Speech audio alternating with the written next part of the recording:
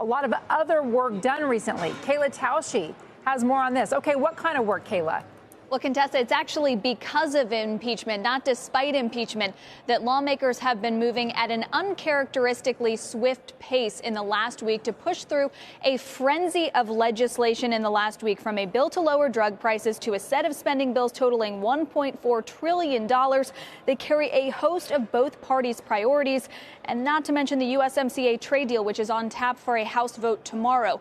Roughly 36 moderate Democrats are backing impeachment despite their constituents not supporting it. Speaker Pelosi has sought to arm these lawmakers with a laundry list of accomplishments to tout back home. 7 of those specific members did just that yesterday in a letter to Senate Majority Leader Mitch McConnell with regard to the new NAFTA, the USMCA, writing in this letter, quote, "We are proud to submit a completed USMCA to your desk for a vote, along with the hundreds of other bills we have passed and sent to the Senate that you have not brought up this year. The House has done its job, and it will be on the Senate to pass it."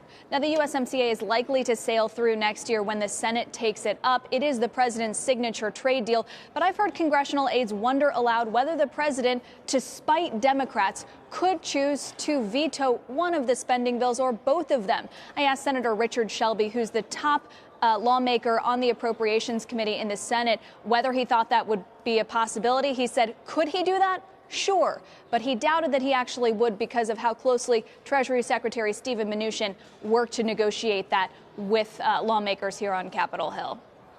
Kayla, switching a little bit away from the legislative impact, how many members of the House right now will be in the camp of thinking, I'm absolutely furious we have to go through this, on the Democratic side, I mean, because it's going to really damage my chances of re-election next year?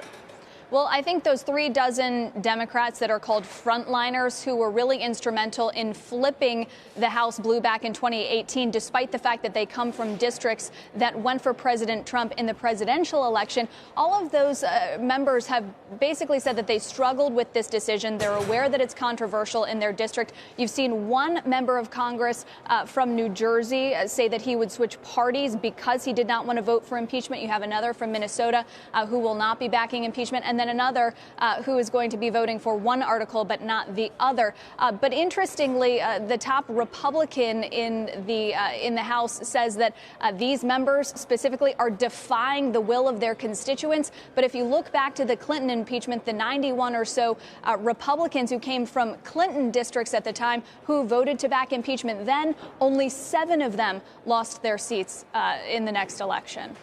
It will be really interesting how this plays out in states where there was such a tight margin for Trump. Take Michigan, for instance, and the president is heading back to Battle Creek today for a big rally. He won that state by just 10,000 votes. And you saw a congresswoman from Michigan come out, a Democrat, and say that she really struggled with it, but she felt like she was following her conscience in this way. And if it meant that it would cost her reelection, then so be it. It will be interesting whether it buys them more passionate support from progressives, or whether it really destroys support from those who were Trump supporters but might have voted for Democratic congresspeople. Well, Contessa, it's too soon to know exactly what the polls will bear out for those specific members. It is no coincidence that the president is heading to Michigan tonight. It is a shot across the bow to 2 of those moderate members, Haley Stevens and Alyssa Slotkin. Slotkin is who you just mentioned, who earlier today said that she really struggled with that decision. But she said in an interview with NBC today, she said, look, I thought long and hard about this, but ultimately it doesn't matter who's in office, whether it's a Republican who's holding a call with the leader of Ukraine and using leverage that's untoward, or a Democratic president who's just asking China for a small cyber attack. Either one of those actions would be wrong, and she said that she hopes that her constituents will see that nuance.